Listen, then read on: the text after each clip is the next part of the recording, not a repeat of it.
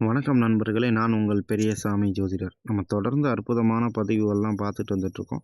இப்ப என்ன பதிவு பார்க்க இருக்கணும்னா, 8ஆம் பாவகத்தோட காரகத்துவங்கள். சரிங்களா? நமக்கு தெரிஞ்ச அளவுல பார்க்கலாம். அ அடிக்கடி ஒரு வார்த்தை பயன்படுத்துவேன். "சரிங்களா?" அப்படின்னு. சரிங்களா?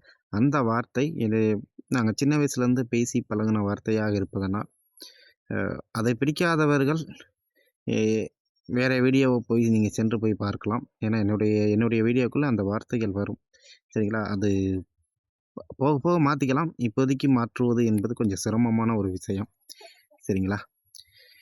நம்ம தொடர்ந்து பதிவுக்குள்ள போகலாம். 8ஆம் பாவக காரகத்துவங்கள். அப்படி என்ன இருக்கு 8ஆம் பாவகம் அப்படின்னு கேட்டீங்கன்னா, 8ஆம் பாவகம் அப்படின்றதுன்னா, நமக்கு தெரிஞ்ச விஷயமெல்லாம் அசிங்கம், அவமானம், சிறைவாசம், சரிங்களா? தண்டனை அப்படின்னு தானே நமக்கு தெரியும். அதையும் தாண்டி 8ஆம் பாவகம் என்பது ஸ்ட்ராங்கா இருந்தா தான் நம்மளுடைய ஆயுளும் ஸ்ட்ராங்கா இருக்கும். நம்மளுடைய உடல் உறுப்புகளும் ஸ்ட்ராங்காக இருக்கும். சரிங்களா? அதேபோன்று ஒரு மனிதனுக்கு வாழ உத்தியோகம் மிகவும் அவசியமான பாவம். சரிங்களா? ஆ அது மட்டும் இல்லாம உழைக்காத வருமானத்தையும், திடீர் அதிர்ஷ்டத்தையும் கொடுக்கக்கூடிய பாவம் 8ஆம் பாவகம். பணபரஸ்தானத்தில் 8ஆம் பாவமும் நல்ல ஒரு இடம் பிடித்திருக்கும். மண்ணுக்கு கீழ கிடைக்கக்கூடிய பொருள்கள்னால் ஆதாயம் கிடைக்கும்னா, அது 8ஆம் பாகம் தான். அதேபோல 8ஆம் பாவகத்தில் ஒரு கிரகம் இருந்துவிட்டால், அந்த பாவம் முழுமையாக கெட்டதாக அர்த்தம் கிடையாது. அது பலமாகிவிட்டால் சரிங்களா? திடீர் திடீரென்று அதிர்ஷ்டங்களையும் குடுக்கும். 8ஆம் பாவகத்தில உயிர்காரகத்துவம் இருக்கா அப்படின்னு கேட்டீங்கன்னா, கண்டிப்பா இருக்கு. 8ஆம் பாவகம் இல்லாமல் யாராலயும் எதையும் அனுபவிக்க முடியாது. 7ஆம் இடத்திற்கு 2ஆம் இடம். சரிங்க. ஆ மனைவியோட குடும்பஸ்தானம். இதுவும் முக்கியமான ஒன்று. 5ஆம் இடத்திற்கு 4ஆம் இடம். கல்வி ஸ்தானம். இதுவும் முக்கியமான ஒரு பாவமாகும். குழந்தைகள் கல்வியை அனுபவிக்க வேண்டும் என்றால் 8ஆம் பாவம் சரியாக இருக்க வேண்டும். குழந்தைகள் வீடு வாசல் வண்டி வாகனத்தோடு இருக்கணும் என்றால் 8ஆம் பாவம் மிகவும் அவசியமான பாவமாகும். உங்கள் குழந்தைகள் அனுபவிக்கும் அனைத்தும் சுகங்களும் 8ஆம் பாவம் சார்ந்ததாக இருக்கும்.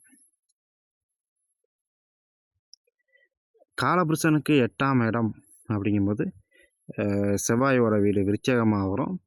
அந்த வீடு ஒரு நீர் கிரக வீடாகும். சரிங்களா? மனிதன் வாழ்வதற்கு உயிர் அனைத்தும் வாழ்வதற்கு நீர் தேவை அல்லவா? ஸோ அது முக்கியமான ஸ்தானம் தான். அதிர்ஷ்டங்களையும் 8ஆம் பாவம் அள்ளி தெளிக்கும். அசையா சொத்துக்களையும் அது கொடுக்கும். வெளிநாட்டு வாசத்தையும் கொடுக்கும். வெளிநாட்டில் போய் பொருள் ஈட்டுவதையும் குறிக்கும். சரிங்களா? அதேபோல பார்சல் சர்வீஸு, பெரிய கண்டெய்னர் லாரிகள், சிலிண்டர் லாரி இது போன்ற விஷயங்களும் இங்கு கொடுக்கும். ஒருவருடைய தொழிலை மாற்ற வேண்டும், உயர்வு பெற வேண்டும், மாற்றத்தினால் ஒரு உயர்வு பெற வேண்டும் என்றால் அது நல்ல ஒரு அதிர்ஷ்டமான ஸ்தானம் 8ஆம் ஸ்தானம் தான். திருமணம் பற்றி குறிப்பு எடுக்கும் போதும் நம் 8ஆம் பாவத்தை எடுத்துக்கொள்வோம். கோச்சார குரு 8ஆம் பாவத்தை கடக்கும்போது பணம் ஆவணங்களை நம்ம பத்திரமாக பார்த்து கொள்ள வேண்டும். சகோதர பாவத்திற்கு 6ஆம் பாவம், இந்த 8ஆம் பாவம். சகோதரருக்கு வேலை நல்லா இருக்குமான்னா, 8ஆம் பாவம் தான் முடிவு செய்யும். கடின உழைப்பு இல்லாமலும் வருமானத்தை கொடுக்கும்.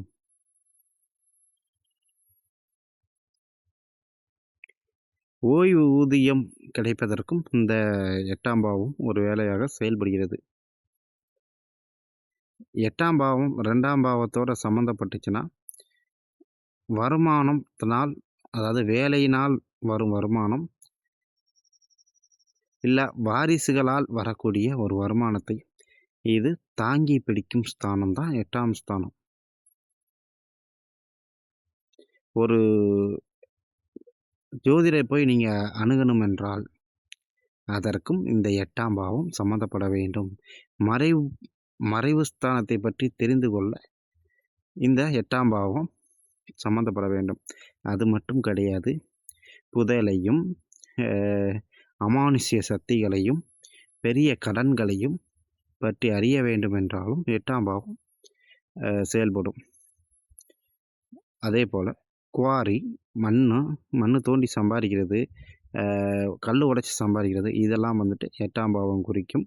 அதையும் தாண்டி 45 வயதிற்கு மேல் ஒருவர் உயர்வு பெறார் என்றால் அதற்கும் இந்த 8ஆம் பாவம் துணை புரியும். இவ்வளவு 8ஆம் பாவத்தில் இருக்குது. 8ஆம் பாவம் என்பது கண்டிப்பாக இடுப்பு பகுதியை குறிக்கும். சரிங்களா? இல்லை மறைமுக பகுதிகளை குறிக்கும். இடுப்பு கீழே உள்ள ஒரு குறிப்பிட்ட லெவல் உள்ள பகுதிகளை, மறைவு உறுப்புகளையும் குறிக்கக்கூடிய ஒரு சாதனமாக இந்த 8ஆம் பாவம் விளங்கும். இதை கனெக்ட் பண்ணி பாருங்கள். கனெக்ட் கரெக்டாக இருக்கும். தவறாக இருந்துச்சுன்னா நம்ம மாற்றிக்குவோம். சரிங்களா? நன்றி நேயர்களே.